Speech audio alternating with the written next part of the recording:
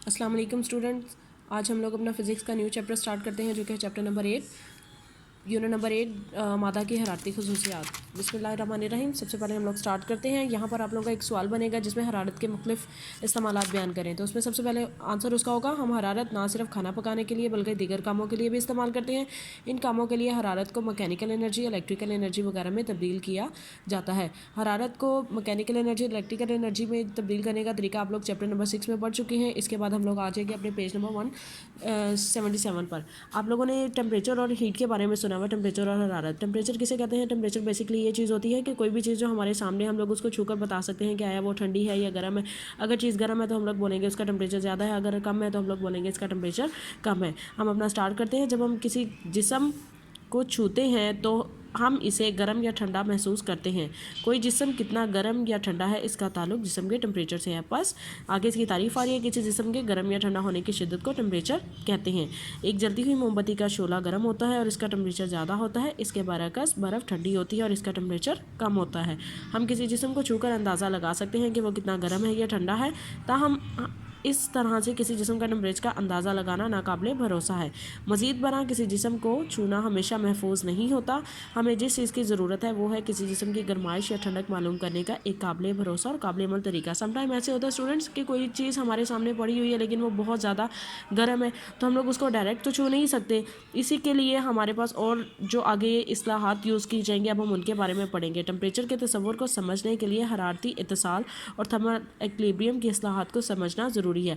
अब सबसे पहली चीज़ जो हमारे पास आ जाती है वो हमारे पास है कि टेम्परेचर किसे कहते हैं? किसी जिस्म के गर्म या ठंडा होने की शिद्दत को। और उसके बाद इसको समझने के लिए किस चीज़ को समझना ज़रूरी है? दो इस्लाहात को समझना ज़रूरी है जो कि हमारे पास है थर्मल कॉन्टैक्ट और थर्मल इक्विलिब्रियम। अब थर्मल कॉन्टैक्ट क्या चीज़ है? जब दो जिस्म के दरमियान हरारत की मुंतकिली हो रही होती है तो वो थर्मल कॉन्टैक्ट में होते हैं। मीन टू से कि अगर हमारे पास कोई भी गर्म चीज़ है जब हम उसको किसी बर्तन में डालकर रख देते हैं, जैसे गर्म चाय है, तो जो चाय का टेम्परेचर है, का टेम्परेचर है वो बाहर हवा के टेम्परेचर के साथ कांटेक्ट कर रहा होता है। इसीलिए हम लोग कहते हैं कि ये दो एक जो हरारत है वो आपस में कांटेक्ट कर रही है। नंबर एक कप के अंदर की मौजूद हरारत और नंबर दो जो हवा में मौजूद हरारत है। उसके बाद टर्म यूज़ होती है थर्मल इक्विलिब्रियम। बेसिकली क्या चीज़ है? थर्मल इक्विलिब्रियम बेसिकली होता है कि थोड़ी देर बाद आप लोग देखते हो कि चाय का जो सा टेम्परेचर है वो बिल्कुल नॉर्मल हालत में आ गया। नॉर्मल हालत मीन टू से कि जो कमरे का टेम्परेचर होता है उसके बराबर ही हो गया। तो इस चीज़ को हम लोग कहेंगे कि जब किसी भी चीज़ का टेम्परेचर उसके रूम टेम्परेचर के बराबर हो जाता है तो उसको हम लोग बोलते हैं कि वो जिस्म हमारे पास थर्मल इक्विलिब्रियम की हालत में आ गया है। उसमें गर्मा में बर्फ़ को स्टोर करने के लिए कपड़े में लपेट दिया जाता है। आप लोगों ने अक्सर ये चीज़ें देखी हुई हैं। या इसे लकड़ी के बॉक्स या थर्मल फ्लास्क में रखा जाता है। इस तरह बर्फ़ का इसके गिरदो पेट से राब्ता कमज़ोर हो जाता है और बर्फ़ जल्द नहीं पिघलती। इस तरह जब आप गर्म चाय या गर्म पानी का प्याला कमरे में रखते हैं तो ये आहिस्ता आहिस्ता ठंडा होता चला जाता है। क्या ये ठंडा होने का अमल जारी रहता है? जी बिल्कुल जारी रहता है। और ये तब तक जारी रहता है जब तक उसका टेम्परेचर रूम टेम्परेचर के इक्वल नहीं हो जाता है। जैसे ही अशिया कमरे के दर्जा हरारत पर पहुँचती है तो ठंडा होने का अमल रुक जाता है। बस टेम्परेचर हरारत के भाव की सीमत का तयन करता है। ये लाइन आप लोगों की MCQs के लिए बनती है। ये लाइन आप लोगों की MCQs के लिए बनेगी कि टेम्परेचर हरारत की के भाव की सीमत का तयन करता है। हरारत गर्म जिस्म से यहाँ पे हमारे पास थर्मल इक्विलिब्रियम की डेफिनेशन स्टार्ट हो रही है। हरारत गर्म जिस्म से ठंडे जिस्म की तरफ बहती है जब तक कि दोनों का टेम्परेचर एक नहीं हो जाता। इसे थर्मल इक्विलिब्रियम कहते हैं। उसके बाद आगे जो न्यू टॉपिक स्टार्ट हो रहा है उसमें हमारे पास है कि जब कोई भी जिस्म थर्मल इक्विलिब्रियम की हालत में होता है तो थर्मल इक्विलिब्रियम और थर्मल कॉन्टैक्ट में एक जो मेन चीज़ हमारे पास रूनमा हो रही होती है वो ये होती है कि हरारत गर्म जिस्म से ठंडे जिस्म की तरफ मुंतकिल हो रही होती है। जैसे टेम्परेचर देखें आप, पहले जो चाय का टेम्परेचर है वो ज़्यादा था लेकिन थोड़ी देर के बाद वो नॉर्मल टेम्परेचर पर हो गया। जो ज़्यादा टेम्परेचर था वो कम टेम्परेचर, बाहर कम टेम्परेचर था उसकी तरफ जाना स्टार्ट हो गया और वो अमल तब तक जारी रहता है जब तक उसका टेम्परेचर जो सा है वो रूम टेम्परेचर के बराबर नहीं हो गया था। जब हम किसी गर्म जिस्म को छूते हैं तो क्या होता है? दो इज्साम लें जिनका टेम्परेचर मुख्तलिफ होगा, इन्हें एक दूसरे से मिला दें।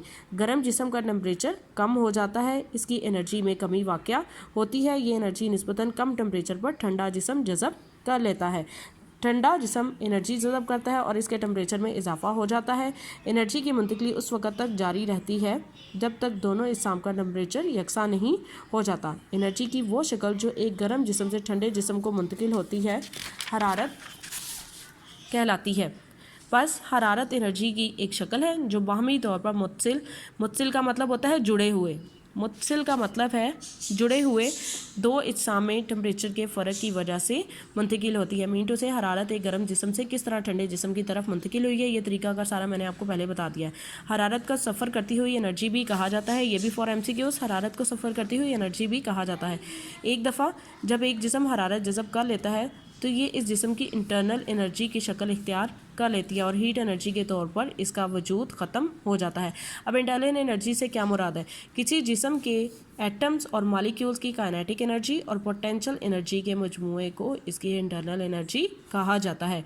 एक जिस्म की इंटरनल एनर्जी का इन्हिसार मुतअद्दिद अवामिल पर होता है। ये भी शॉर्ट क्वेश्चन है कि इंटरनल एनर्जी का इन्हिसार किन अवामिल पर होता है। मिसाल के तौर पर किसी जिस्म का मैस, मॉलिक्यूल्स की काइनेटिक एनर्जी और पोटेंशियल एनर्जी वगैरह जो सी है इसके ऊपर इंटरनल एनर्जी का इन्हिसार होगा। यहाँ तक इसकी डेफिनेशन है।